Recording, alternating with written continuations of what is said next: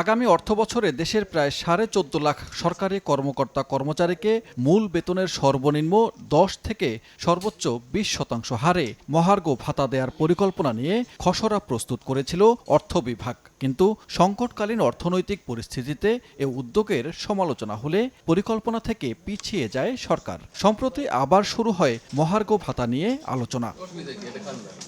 এমন পরিস্থিতিতে মঙ্গলবার সকালে সরকারি ক্রয় সংক্রান্ত উপদেষ্টা পরিষদের বৈঠক শেষে অর্থ উপদেষ্টা জানান, মহার্ঘ ভাতা দিতে আসছে বাজেটে বরাদ্দ থাকছে। মহার্ঘ ভাতা আমরা অ্যাক্টিভলি কনসিডার করছি। না আমি এটা নিয়ে আমি কনসিডার করছি, এটা কমিটিকে দায়িত্ব দিয়েছে, আমি ওরা ওয়ার্কআউট করলে আমার কাছে দেবে। হওয়ার চান্স মোটামুটি, কিন্তু হয়তো একটু সময় লাগবে। আমি বাজেটের ওয়ার্কআউট করে দেখি কখন থেকে দিতে পারবো, কত দিতে পারবো। এদিন বিকেলে এনবিআর সংস্কার ঐক্য পরিষদের সঙ্গে বৈঠক করেন সরকারের 3 উপদেষ্টা। পরে অর্থ উপদেষ্টা জানান, রাজস্ব বোর্ড বিলুপ্ত করা নিয়ে যে ভুল বোঝাবুঝি ছিল তা অবসান হয়েছে।